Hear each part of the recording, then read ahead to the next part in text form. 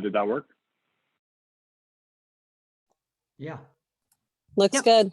Yep. Thanks, Niklas.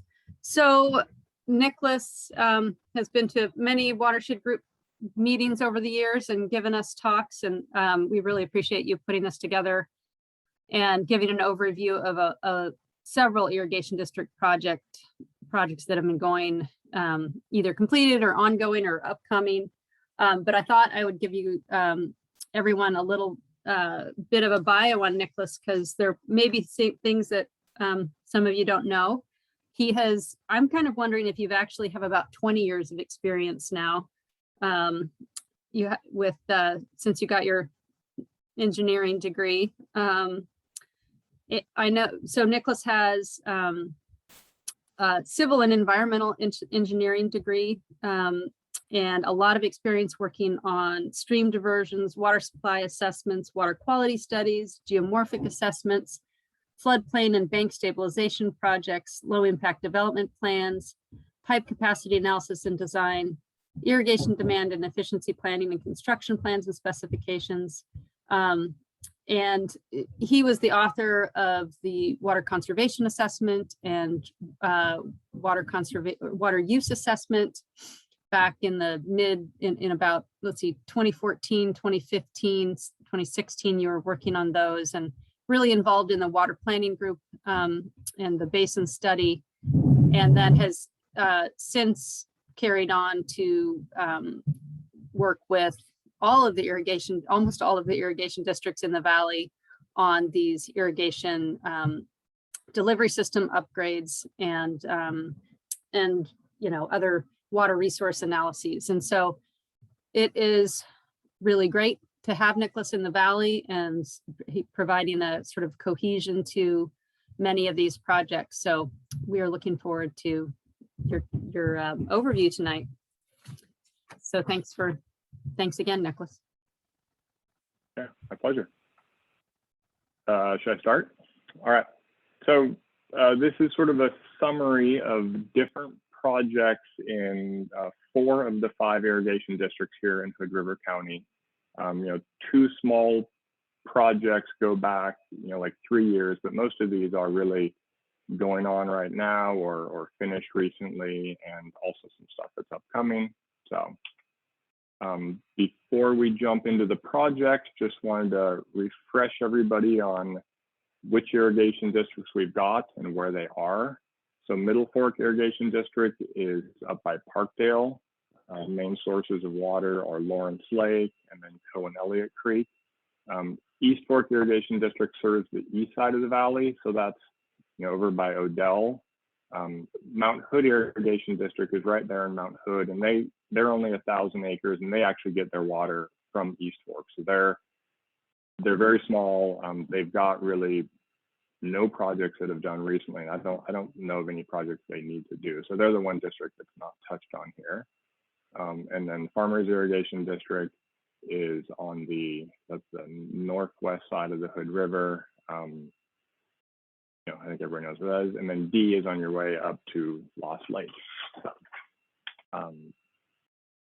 I've got a lot of slides in this. Most of them are photos, but what I'm going to do is just run through these 4 irrigation districts, and then I've got probably 3 or 4 photos on each district and sort of the projects they've done recently. I think also for perspective, it's sort of interesting to think about how much water is used or the relative size of these. And so East Fork Irrigation District is about 10,000 acres. They're the one in orange there, up to 100 CFS in the peak of summer. Middle Fork is in purple, and then Farmers Irrigation District is in green. And that's sort of an interesting, the green one, the East Fork and the Middle Fork, they really taper off at the end of summer because they're really serving orchard crop and people are shutting off their water to pick. Farmers serves a lot of orchard crop, but they also serve some residential areas. Residential users just keep growing or keep watering to keep growing. And then the 2 small ones there in blue are D and Mount Hood that are both just about, they're 1,000 acres and 10 CFS. And then here, really, that's the same figure, but I just moved to the top right. But on this one, it's not just irrigation demand, it's actually their average monthly diversion. Farmers Irrigation District and Middle Fork, in addition to supplying irrigation water, are also generating hydropower. Middle Fork's got 3 hydro plants, Farmers got 2 hydro plants. So you can see Farmers is running, 100 plus CFS, mostly year round. They have a hydro water right, I think it's of 108. And then Middle Fork is running 40 CFS. And then they ramp up a little bit in the summer. There's additional water going through the plants that's also turned out for irrigation. All right, so jumping into the first irrigation district, first project. So D Irrigation District, again, this is on your way up to Lost Lake. Their water right is from, I think the oldest one is a 1909. And a lot of that distribution system, so like sort of the irrigated acreage there, a lot of that system was from, I don't know if it was from 1909, but 1950s or something, but concrete pipe that was not pressurized, these open water boxes. So really, water is diverted from the river. Whatever water is not used then is running out these water boxes, and it does return to the river. It's just out of the river for a long time. The other thing about like that concrete pipe is it didn't allow any pressurization of the system. So D's got about 65 patrons, and almost everybody except for the very, very northern part of the district is running pumps. And so D obtained a good amount of like federal and state funding. They had an OWRD grant, a OWEB grant, a loan from DEQ, Regional Solutions paid like $75,000 for their flow meters, and then Energy Trust of Oregon kicked in about another $75,000 due to taking all those individual pumps offline. So I hope people can kind of orient themselves. Does my cursor show up if I move it? Do people, Chuck, I see your head. Okay. Yep. So this here is the road up to Lost Lake. And this squiggly line on the bottom is D's diversion from the West Fork. And it's a pipe that was replaced, I think in 2008 or so. So that's the one newer piece of infrastructure. It's just the, all the irrigated acreage there on the right that was that concrete leaky pipe and water boxes. But so D diverts from the West Fork, and what it's always done, it gets to the irrigation district and then just runs through, where each grower has their own individual pump. And I don't know if it's the topo lines seem like, at least on my screen, the topo lines are covered by people's names and video. But what happens is, like, when you get to D, to the sort of the southern end of D, the whole district is sloping down towards the north.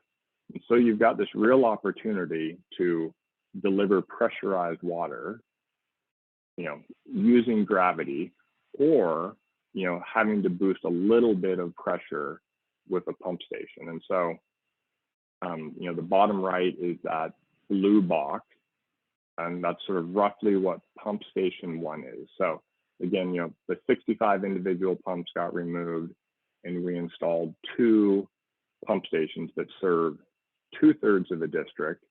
And then the last third of the district, since we are now in like closed, enclosed pressurized pipe, are just served simply by gravity. These topo lines don't show up great, but I guess we can look at the plot here. This is showing the percentage of district, it's showing the static head. So that's if no water is running at all, like the amount of pressure you get in your pipe. And once water starts running, you're losing some pressure. But it shows that really like 60% of the district is served off this pump station 1. And so we're taking, the zero pressure that comes into the head of the district, and boosting it by about 35 psi, 40 psi, and now distributing that out to all those growers. A separate pipeline continues to run north to pump station 2, where now pump station 2 is already, but the inlet side of that pump is already getting about 20 psi just from the elevation drop. And so we're only adding another 20 psi. So right there is a big, pump energy savings. And then, that pump outlet line, goes out and distributes, and then again, the gravity line to the north. This project was like interesting in some ways. A lot of these irrigation district pipeline projects end up being sort of one main pipeline running for however far, and then you've got turnouts, irrigation patron turnouts off of them. But this project really kind of, the way the district is set up, the project really sort of spiders out, and so this top left is just the yard of different supplies, and that's probably 2 months into the project. I should have got a picture at the start when there was just an acre just covered of all these different pipe fittings and valves, and there's a lot of logistical piecing all this together. Crestline was the contractor for it, and they dedicated one person that spent all day in this yard just putting together the packages to send out for the crew to install and put in the right place. And then the picture on the right is just that's coming by the D fire hall, and I think it's 10-inch pipe there running on the side of the road. This is one of the pump stations. This is pump station 1, so it's the bigger, the size of the buildings is the same, but this pump station has more horsepower. On that screen on the right, like the back pump is a 60 horsepower pump, and it's hooked up to a variable frequency drive, so it ramps up and down its speed depending on what demand is. And the bottom right is just a picture of what the control unit looks like, and it says that it's set to 45 psi, and this was a time of pretty high demand. I see that it's doing like 1,500 RPMs, and that's an 1,800 RPM pump. So it's pretty close to that pump being full speed. And then the other two pumps are just smaller pumps for periods of lower demand, or if the demand exceeds the demand of the big pump, then you kick on one of the smaller pumps, and then the VFD will modulate to meet that pressure. As part of this project, D had some other, sort of aged infrastructure stuff that was at risk. This is their diversion off of the West Fork, and it was great to see this pipe hadn't fallen in the river or collapsed yet, but there was a worry it would, so we fixed it as part of this. And maybe a good time for questions is, this is sort of the end of the slides I've got for D Irrigation District. We could pause if anybody's got questions, or I can move right on to farmers. I'll keep an eye on the chat box, Niklas, and let you know. Okay, cool. All right, so Farmers Irrigation District, both of these projects are all about their Kingsley Reservoir. The first one was back in 2017. We replaced the outlet pipe from the reservoir. And then really the last 2 years, they've been working to raise the height of that dam. So there's a few slides here on the 2017, so replacing the outlet pipe. I wanted to label those 2 slides to the left, or 2 photos to the left that says, this is not Farmers Dam. This is just an image of one of the big sort of dam safety risks is internal erosion. And it's really like the most likely place for that is along outlet conduits. They're really difficult to compact around. One, you've got the haunches under the pipe. They create this perfect seepage pathway. In addition to that, like Farmers Upper Kingsley Reservoir, it's really been a series of dams that have been built. I think there's a 1909, a 1921, and a 1936 version. And there's a lot of worry about the shape of that outlet pipe. And so before we raised the height of the dam, absolutely made sense to go and replace that outlet pipe. And when we took it out, it was, old corrugated metal with holes in it and rusted, and, absolutely the right decision to replace it. The figure on the top right, this is like if you were looking, if you were in the reservoir and you were looking through the dam, the crest, the existing crest is shown on the top. So it's just really digging down to where the old outlet pipe was. And then the bottom right just shows really the new standard of how you put an outlet pipe through a dam. And so this is, it's a very heavy wall HDPE pipe. It's encased in concrete. And then you can see it's kind of, I don't know if that's trapezoidal shape, but it's curved in at the top. And that allows you to actually compact against that surface. And any settlement in the dam continues to put pressure on that surface. And it's actually, some older dams, the Teton Dam is a prime example where like they did some vertical walled excavations. And then when the dam settled, it wasn't the material wasn't able to settle in. Because of that, it got hung up on vertical walls and couldn't put pressure all the way down. And that starts a little bit of water flowing, which can move some material and then allow more water to flow. And it's just, that's backwards piping and internal erosion. So here's some photos, just digging down, the concrete encasement there, if the pipe's in it, material testing. And this really wasn't a lot of material. This is only about 5,000 yards of material, but the original plan was to take the material that we removed from the dam and then put it back in the dam. And that material ended up being far too wet, too rocky, really posed some sort of logistical challenges. Plus, we had to wait until the end of irrigation season to start. And really, I think we finished on Halloween, and it was a massive rainstorm, and we're lucky to have got to the top by then. It would have been it's really hard to do any of this earthwork if it's too wet. You just can't compact the material. So that's phase one, replacing the outlet. And I'm going to talk a little bit about phase two. Phase two happened mostly sort of last summer, and then it's just finishing up right now.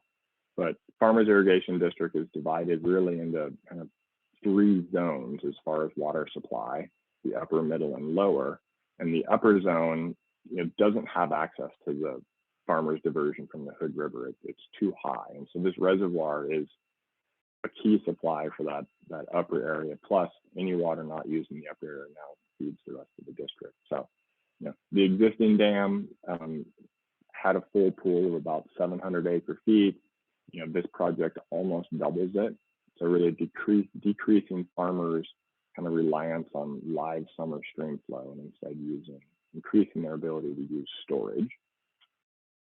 This project was a couple years in engineering. WPM, like my firm, we are the project engineers, but we are not geotechnical engineers. And I called the Oregon State Dam Safety person, asked him who we recommended, and without a doubt, he said, 4 and 4 consultants, and I said, anybody else? And he said, nope. So it's kind of an easy decision. These next couple plots are to show some of the design. This is a very cartoon schematic of it, but this left section is the existing dam, the lighter brown. I think that's lighter brown. And then all this material to the right is the dam raise. So just sort of a cross section.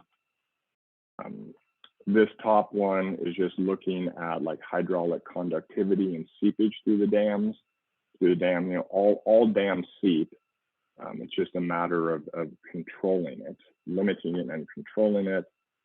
And then the bottom one is just a figure of like failure planes. This was from a seismic analysis.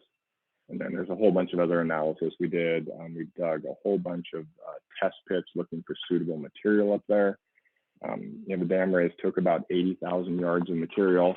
And if we had to drive that up from Hood River, sort of the environmental footprint and the cost and all that would have been really prohibitive.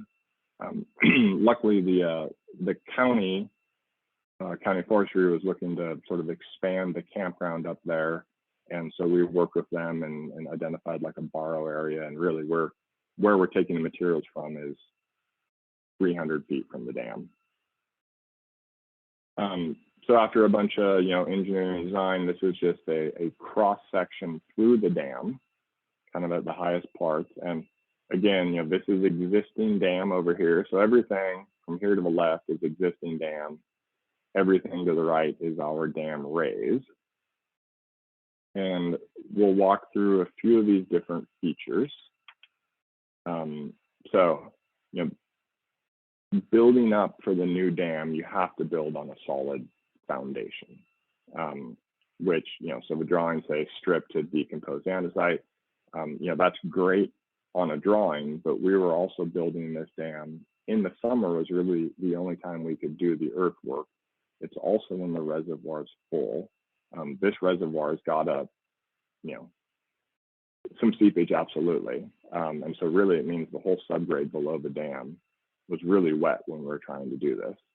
And this is sort of our initial stripping off the top material and the organic matter and stuff. And there's no way you could start building off this.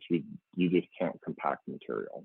And so we spent a few weeks installing these dewatering trenches, and sort of a combination of the dewatering trenches and then also the reservoir receding a bit, reduce the seepage.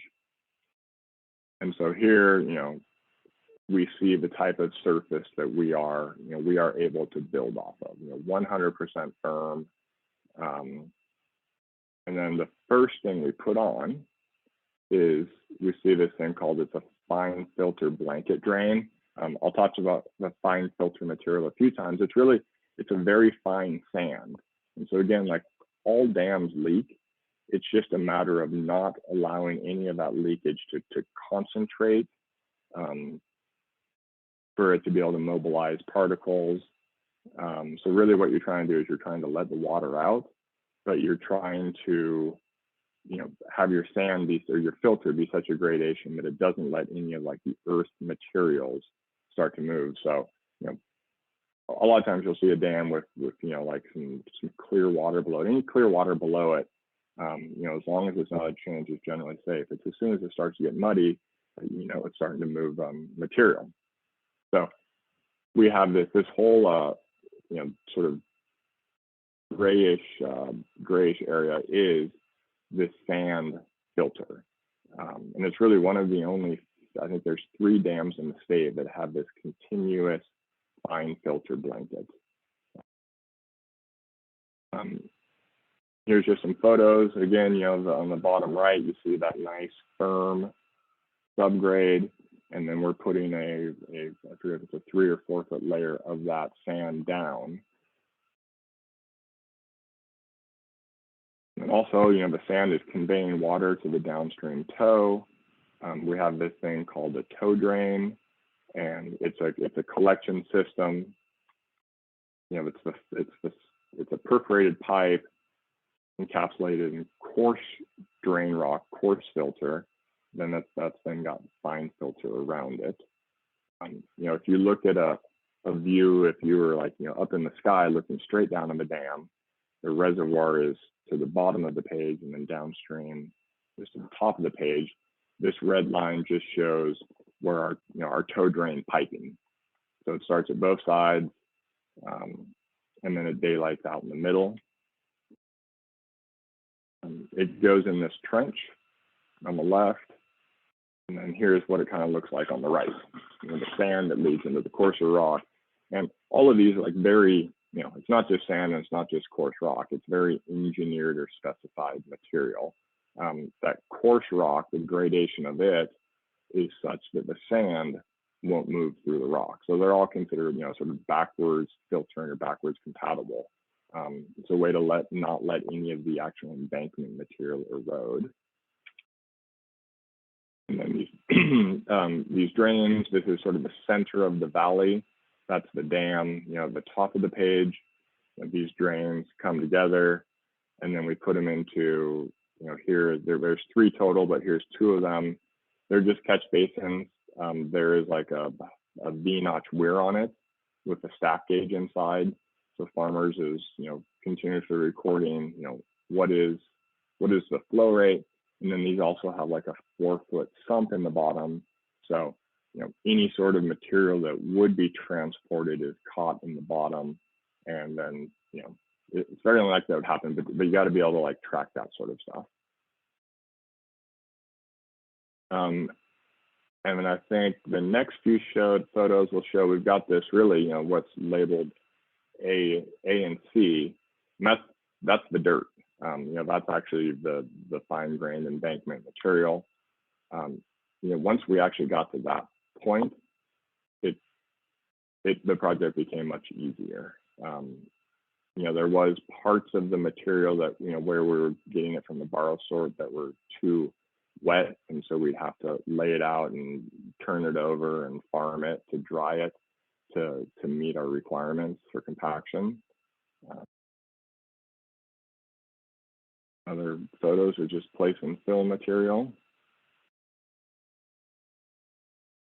And then also, just like we had that fine filter blanket, on the bottom, it also extends up. It goes all the way almost to the height of the new dam. It's 40 feet total elevation change. And that's a difficult one because you can't really just place a 3-foot wide thing of sand. It's going to cave down on the sides. And so what they did is they placed 5-foot or 8-inch lifts of material, but to a total of 5 feet high. And then they would come back and excavate down a 3-foot trench right back on top of where the previous fine filter ended, and place this material and compact it and test it. And I did a lot of, every time we'd go 5 feet up and dig down, I also, I always went and made sure we're right on top of exactly where we thought we were. And every time we were right on. This is kind of a finish. The photo on the right, I think, is from like a week ago. So that's on the far side of a dam, the downstream face of it. And then this is the bottom photo is kind of like if you're closest to where you drive up, just on the crest, all the riprap on the upstream side. And then these are just two of the people who were pretty key to the project. That's Ivan on the left. He was in charge of this project. He's fantastic. He was also in charge of the D project. But just, it's like really great ownership, quality. The amount of times I left it dark and he's still there working and back there before everybody else. And then this is Alan on the top on the excavator. I think he's building the wetland. We'll show that one here in a second. Just some other parts of the project. So again, that, the outlet pipe, very heavy wall HDPE pipe, rebar encased in concrete. You see that sort of side slope on the concrete. Bottom right is the spillway, the new spillway.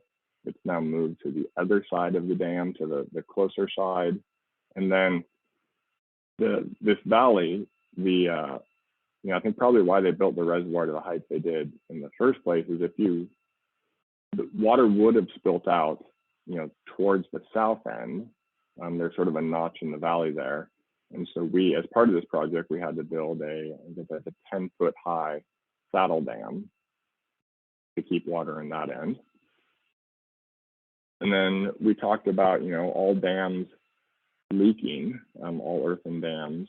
And really, the leakage below this dam created a wetland below the dam. And so we had some sort of, permitting issues and delays with that. The figure on the left just shows this in green is all wetland. And then this is where our new embankment sort of overlaps that wetland. And so we need to perform mitigation for that. And we have a couple wetland mitigation sites. This is one of them. It's the only one that's been constructed so far. The next one's going to be a year or two away. But this is like the very southeast corner. And the idea here is there's a little berm. It's kind of hard to see, but there's a berm here that's a foot high. And so the water comes in here to the reservoir it'll back up, will flow through here. And then at the far end, there's like some weir boards that farmers puts down. And so it'll keep this whole area wet, or farmers can adjust the water level in here. But we've essentially built a wetland out in the reservoir. Definitely takes up some storage volume. This is sort of what it looked like a week ago, and there's a whole host of planting that will be done as part of this also. That's my last slide on farmers in Kingsley. Anybody have any questions, or Les, you have anything you want to add or anything?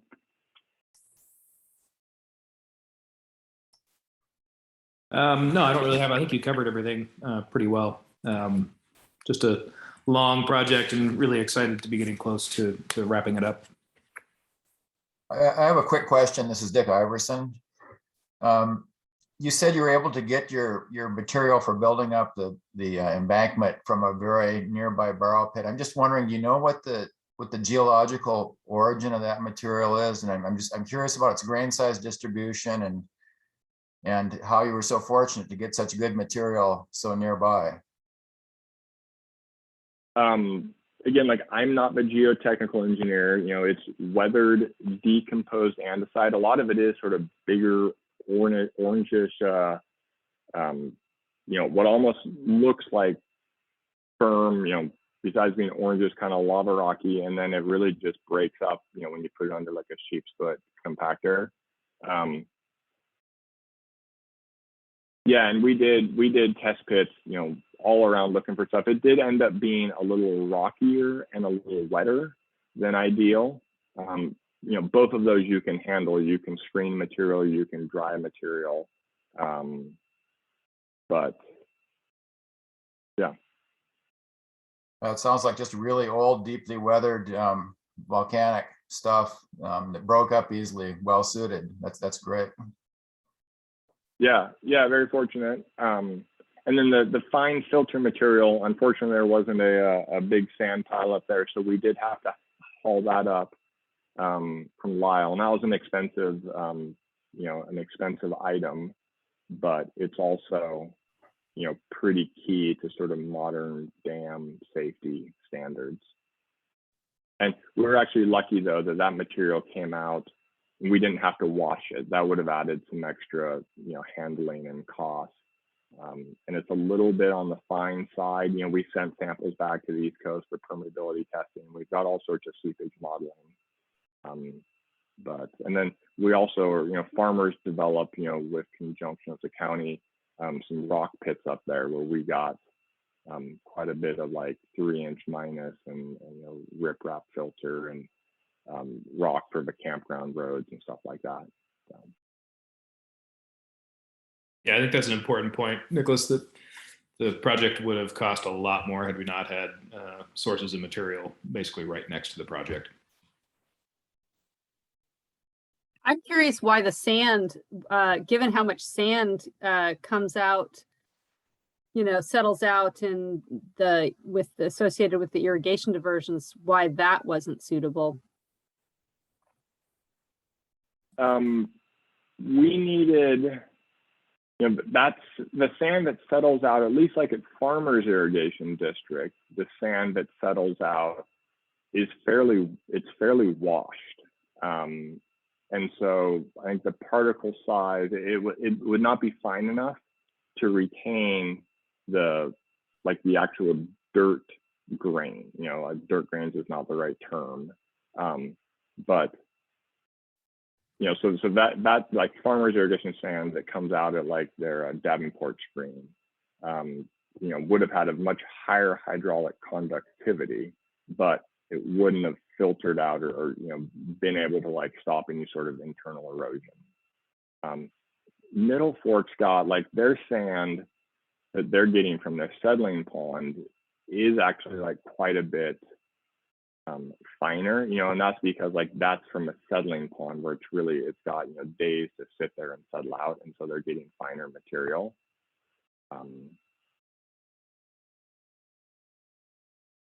And also just like the sheer amount, I mean, it's a lot of sand comes out of Farmers Davenport screen, but really they would have needed to be really in there, like harvesting that material for 10 summers and then hauling it too. There's, we had a mountain of sand, it's like 10,000 yards of sand. And I don't really know if, trucking might have been slightly less than coming from Lyle. That answers my question. Thanks. Yeah. Okay, so jump into Middle Fork Irrigation District. So this is all the irrigated area around Parkdale. Again, Middle Fork, they operate Lawrence Lake. It is up on the National Forest. And then Lawrence Lake's got like two creeks that come in. There's Clear Creek and Pinnacle Creek. And then there's also Coe and Elliott that are just downstream. And that's really the majority of Middle Fork's water source. So I'm going to talk about this Coe. So the Coe Creek diversion to sediment pond. That's a pipeline project that what happened like last summer and then got shut down and then got finished up this summer. And then also Lawrence Lake improvements. There's a little bit of work that happened back in 2017. And then there's a whole lot of work right now, almost like a complete dam, remediation. Not a rebuild. We're not going to remove the existing dam, but a lot of work that is being designed right now that will happen in the next 5 years construction. So Lawrence Lake is on our left, and then really Parkdale is off to the top right of the screen. And then you've got Coe Creek right here, and then this is Elliott Creek. And since this dam went in 1967, and that time the pipeline that has served, from their main source here down to the district, has just been this blue pipeline. It's a 36-inch pipe, but it accepted, or Coe Creek water flowed right into it and then down to the district. Whereas Elliott Creek, there's actually a little canal here that dumps into this settling pond, and then it joins into the pipeline. But the problem with that is Coe Creek runs, occasionally, about half the summer, very, very dirty and turbid. And the way this blue line is set up, or this blue system is set up, like Middle Fork can't divert that into the settling pond to make it a usable water source. So they need to turn way back on Coe Creek. That increases their demand out of Lawrence Lake. And so what happened here, last summer and this summer, is they installed this new 24-inch pipeline, and it connects into the Coe Creek pipe, and it dumps into the settling pond, and then also goes back into the main pipeline. So really kind of increases what's, operational flexibility for the district. And then again, this is actually not Coe Creek, this is Elliott Creek. But Coe and Elliott are typically pretty comparable on turbidity. But the bottom one and the one on the right are both from this summer. It's almost an unusable water source the way it was plumbed, and now being able to take it to the settling pond is really going to help Middle Fork continue to use that. So this photo on the top left. This is where the old Coe Creek pipeline came in and tied into the penstock. So you can see we're just installing a new 24-inch HDPE pipe parallel to it. And then on the right, this concrete pipe is the existing pipe that runs down to Parkdale. And here's like the new pipe coming in.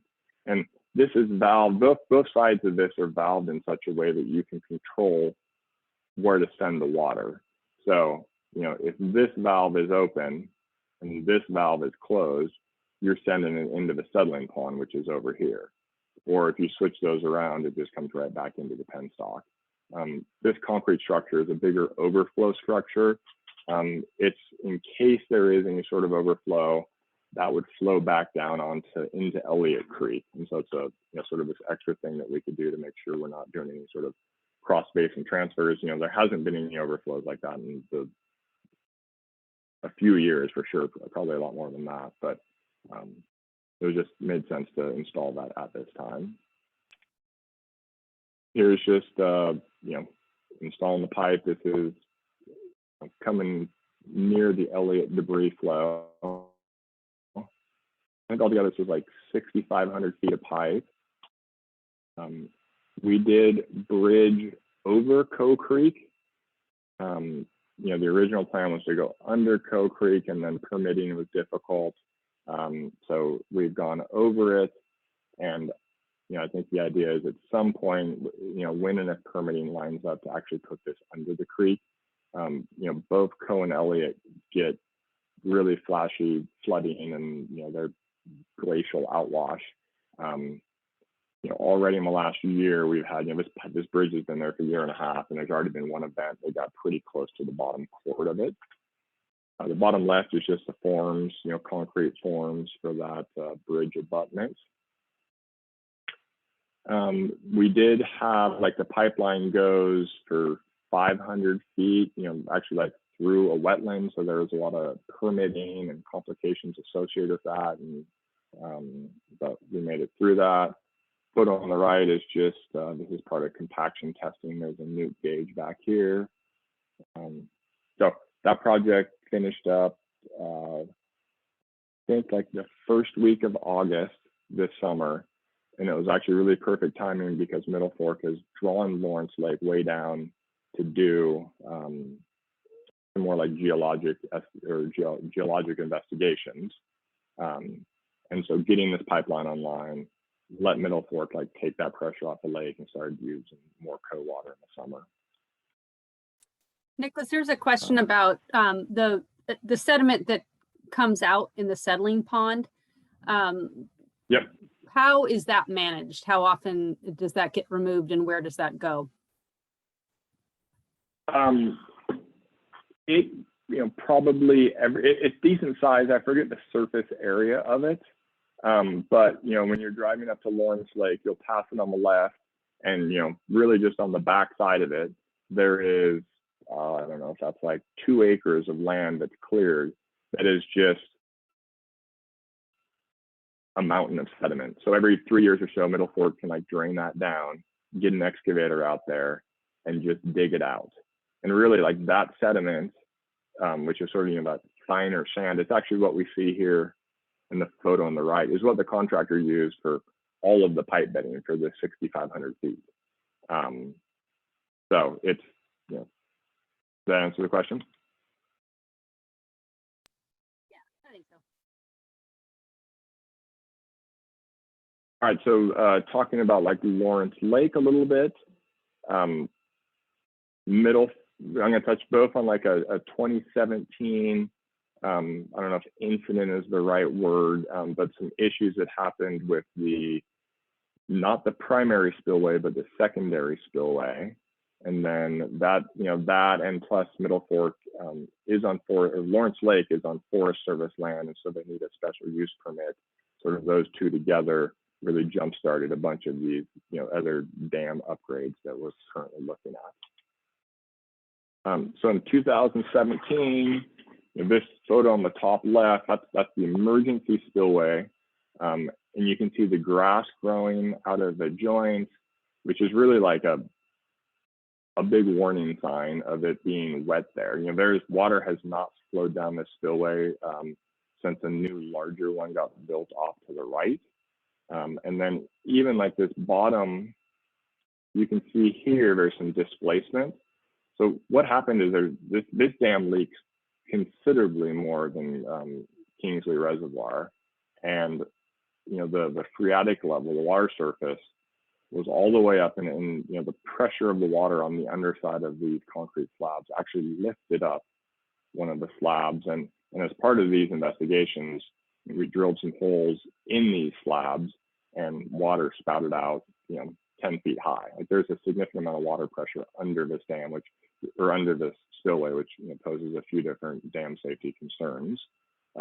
So the rest of the photos on this page are just removing those two slabs, and you can see there's all this, you know, we see two different gradations of this, you know, fine filter and coarse filter, you know, sort of similar to Kingsley Reservoir, but this material is much coarser due to the actual coarser grain size of the embankment material itself.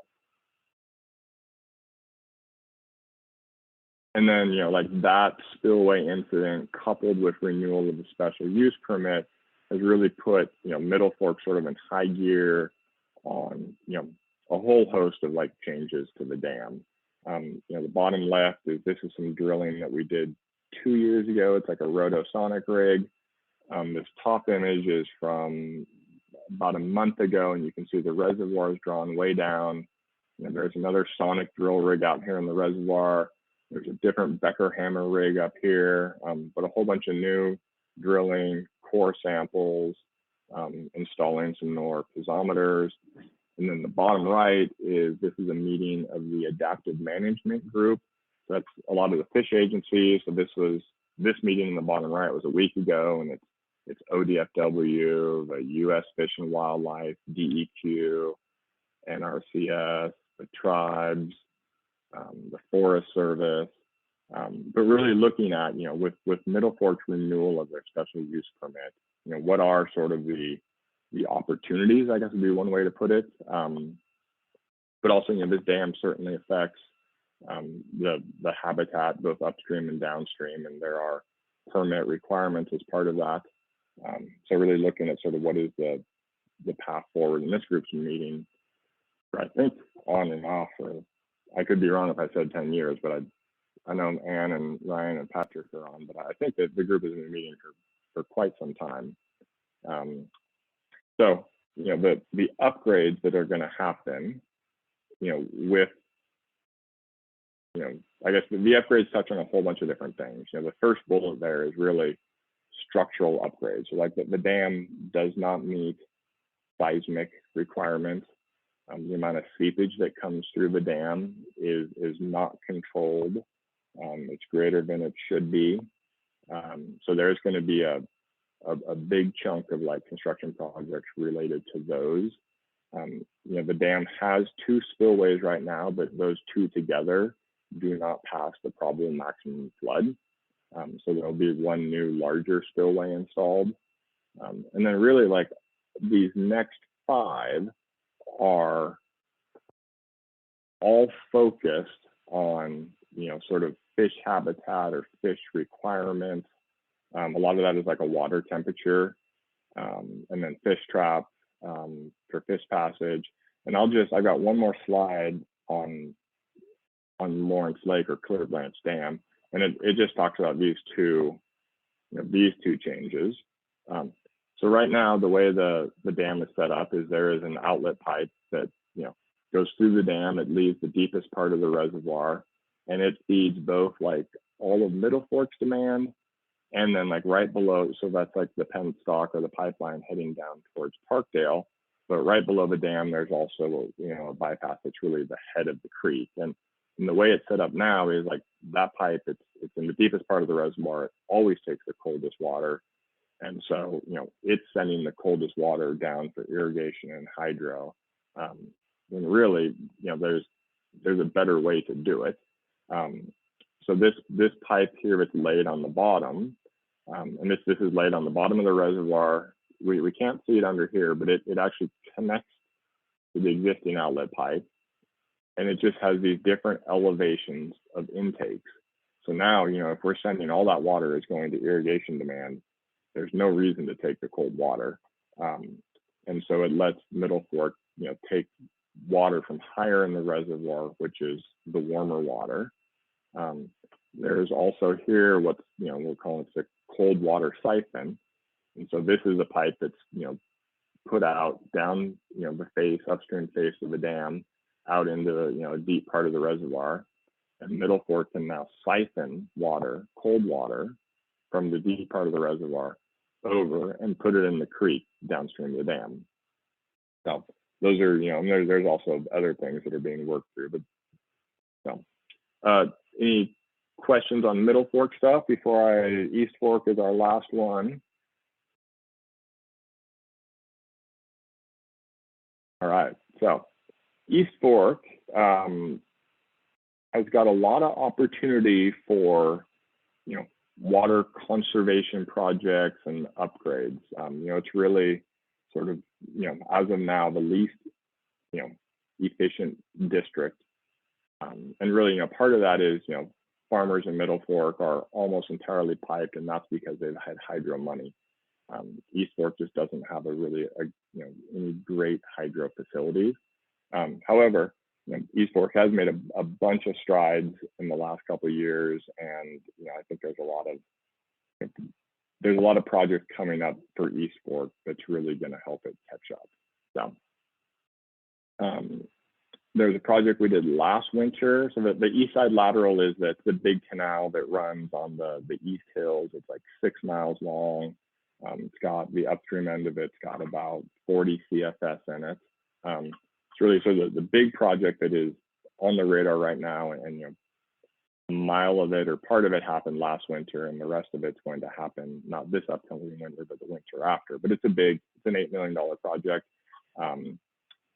It's the east side lateral, and then there is some other, the Louisa line, some other sublaterals, a bunch of work going on in East Fork right now. So here is just some images of East Fork. This is, on the left, that is the east side lateral. A couple things jump out at me here. One is, this is a pump station right here.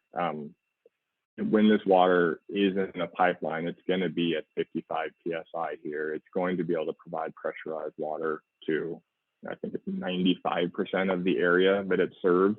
You can see off in the distance, there's some acreage that is uphill of the canal. Unfortunately, it's cost prohibitive to provide pressurized water that would get all the way to the top of, I think it's about 200 feet. It's so far north of where we are getting our pressure from.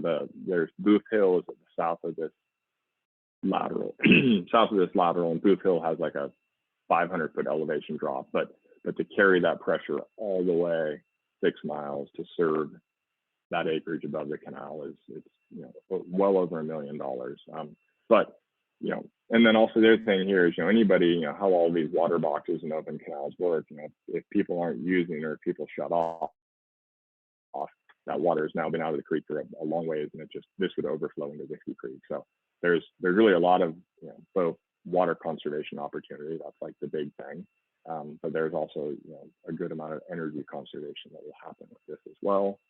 The two images on the far right, this is closer to Panorama Point. The top right is right behind Panorama Point, and the bottom right is the end of the Shepherd Line. That's sort of up above China Gorge. But same thing. If people aren't using, both of these, you see all these pipes coming out. There's 3 pipes coming out, and one of them is the overflow line. It's just really difficult to conserve water when you've got these water boxes that need to go into a closed pipe system. This middle one where you see this big culvert, this is just sort of one of the challenges of the east side lateral piping project. This is a picture from outside of irrigation season, and what happens is there's some flashboards here that are pulled up, and water flows out, sort of goes back into the natural drainages. But there's a lot of places where there's been, this canal went in I think 1901. There's been a lot of development below the canal, and so we're trying to figure out how we can kind of connect those natural drainages, but at the same time not create any risk of flooding. And so that's sort of a balancing act we're still working through. I think I'll go over these ones pretty quick. This red box is just showing the area served by the east side lateral. Again, this is the project that a mile of it, or a little more than a mile of it, got done last year, and we'll do the last 5 miles next year. On the right is a detailed map. This is just the construction that happened last year. Part of it was on county forestry. It went pretty well. And then again, a lot of pipe projects coming up for East Fork. The district themselves are piping some of their sublaterals this winter. We've got a bigger project that is out to bid right now, bid due next Monday for a couple thousand feet of pipe and eliminating water boxes near Panorama Point. The whole area above China Gorge will be piped next winter, and that's a place where there's like 6 water boxes that overflow. There's also a lot of cultural resources in there, so that's been sort of a tough one. And then, you know, the district's got Dukes Valley, potentially the Main, you know, other sort of big piping projects areas, and the district is looking at really what to do next. And then also, you know, the district has got, the East Fork is a very, you know, high sediment, whatever content river, and it's their one and only source. You know, they don't have storage, they don't have other creeks that they can draw from, you know, which is really both farmers in Middle Fork have other water sources, they have storage. And so the district, they got a grant from the Bureau of Reclamation to do sort of a bigger sediment control study. This image just shows their sand trap, and, you know, it works actually pretty well. You know, you can see all this sand that's caught that's getting flushed back. It doesn't work good enough for a whole host of reasons. It's really too small and operationally challenging. That's all I've got to say.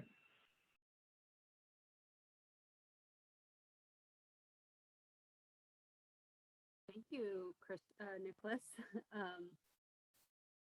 Feel free to, that was a lot of technical information.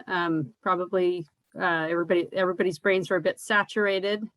But feel free to unmute and ask a question or type it in the chat box. But it's a small enough group. It's no problem to unmute and ask a question. And I'll add on this East Fork work that the district's been really fortunate to receive a pretty broad array of funding. The tribes have provided support for design of this East Side Lateral Pipeline project. And then the Oregon Watershed Enhancement Board and Oregon Water Resources Department. Both there are current grants open to support this pipeline project that Niklas was just describing, that'll get the goal being to finish it next year, or well, start it in the fall of 22 and finish it in spring of 23. And then there's been a really significant amount of federal funding in the form of PL 566 dollars. So this basin is really fortunate to have Farmers Conservation Alliance in the basin to partner with East Fork on their watershed plan. And a lot of you have heard some things about this, but for those of you that haven't, it's been a long process in development, as with really all of the projects that Niklas just described for all of the irrigation districts. Take so much legwork and fundraising and permitting and project management. So we're really fortunate that we have so many partners helping out on these projects. Let's see, I did just see, oh, yeah, Brian said a thank you. Thanks, Brian. Yeah, well, I think I'm gonna butt in here and say, I think we need a little more acknowledgement of our great coordinator and staff and the partnerships that we have in terms of all this money coming in. Of course, the providers, you know, Cindy mentioned those, the tribes and OWEB and OWRD and various ones, and of course Niklas helping on all this too. But a lot of the writing, in fact, probably most of the writing got done by Cindy. And so we are very lucky to have Cindy here working for all of the districts in these things. So just want to put that little thank you. Acknowledgement there. Thanks, Chuck. It's my pleasure. It's pretty great work to be able to do with everybody. Any other questions for Niklas? I mean, you can ask questions later on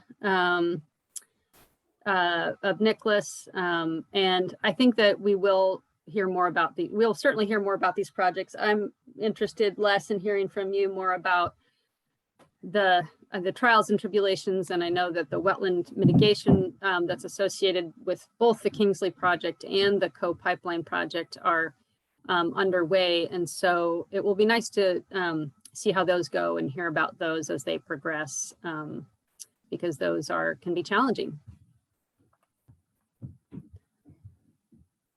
This is Dick Iverson. I have a question since you mentioned the wetlands issue. So do the federal and state regulations make no distinction between a natural wetland versus one that, you know, in the case of below the reservoir there, it's clearly a, you know, sort of a man-made wetland in a sense, because it's there because of dam seepage. In the regulations don't make any distinction that way? I would say no, but we have Heidi. Heidi, you were on. Were you about to try to say something?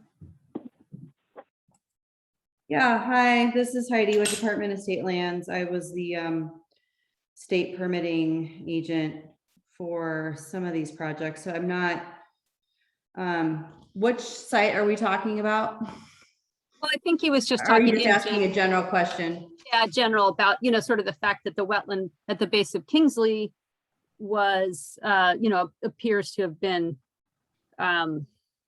there because of the seepage at the base of the dam, and, you know, perhaps may or may not have been exactly like that were it not for the dam. And is that still considered a wetland in the same way any other wetland, naturally formed wetland is? Yeah, I mean, I don't remember if that area, when it went through delineation and was concurred. So I'm just going to speak in very general terms and not really specific to this area, because I don't have all that information in front of me. But basically, there are certain man-made, quote unquote, man-made wetlands that we would take jurisdiction over and some that we won't. So for example, ones that we wouldn't would be those that are created in upland and are less than 1 acre in size. If it was created in any part of waters of the state originally, then we would take jurisdiction of that wetland. Waters of the state meaning wetland or perennial or intermittent stream or regulatory ditch, that kind of thing. If it was greater than 1 acre in size, we would take jurisdiction over that regardless of whether it was created in upland or within waters of the state. And then there's all these other caveats that I could go into on whether or not things would be jurisdictional or not. So just because, I mean, I guess I would look at it in the sense of, you know, humans have manipulated hydrology everywhere on the planet. And so we have created wetlands where there weren't, and we have dried up wetlands where there were. So it kind of depends on the situation and just whether or not it would fall under our jurisdiction. That specific site, I can't speak to that because I don't have all the data in front of me to know if that area went under, you know, was under a delineation and was under our review for concurrence. But that's kind of a high level overview of how we would view quote unquote man-made wetlands in the state of Oregon. Thank you. Sure. Okay. So are there any other questions? We'll maybe have one more and then we'll move on here. I have a question for Nicholas, Chuck. This is a great show. Go ahead, Greg. I was just wondering if East Fork Irrigation has done any research or going forward on water storage within their district. It would be in the headwaters of Neal Creek, like Beaver Creek, I know was discussed. I've heard rumors about possible reservoirs in that area. I'm just curious. Yeah, that's been looked at twice. The first time, like in the Hood River Basin study in 2014, 2015, the Bureau of Reclamation did analysis, and they found 2 sites up in the headwaters of Neal Creek. And then also, like, the district itself did a study, you know, around the same time and found several so-so sites. You know, they're not very big as far as like acre foot wise, for a fairly long and a fairly tall dam. So there's, there's not a great like obvious spot. But I think it is something too, that district also, they're using 200 plus acre feet of water every day. So that would, a Kingsley Reservoir, they'd go through Kingsley Reservoir, even the expanded version, in 7 days. Granted, they wouldn't take all of their water from there. So it's been looked at a little bit, and I think too, like there's so much opportunity for water conservation right now in the district. I mean, they can probably, nobody hold, reduce their demand by, once everything is piped, I'm sure it's 25 CFS or something like that, 20 CFS. So I think there's a bit more to look at that to really sort of needle down on that. I mean, I think it will be looked at like sort of one more time, but there's not a great site. Okay, thank you. Well, it would be cleaner water would be one benefit, but maybe not enough. Yeah, but even like, and again, it's I shouldn't have maybe used the example of 200 acre feet a day, because it can be times, and there are times where the turbidity is way, way worse. And if they could, take reservoir water during that time, or there's also, they've got some in-stream flow agreements for below their diversion, which, can be more difficult to meet, in sort of late summer when it gets cold in the mountain and freezes, stream flow drops. And so if they could even draw from a reservoir, of 10 CFS during those times, it would be very, very beneficial. So I think it's something that will be looked at again, but no, nothing great. Thank you.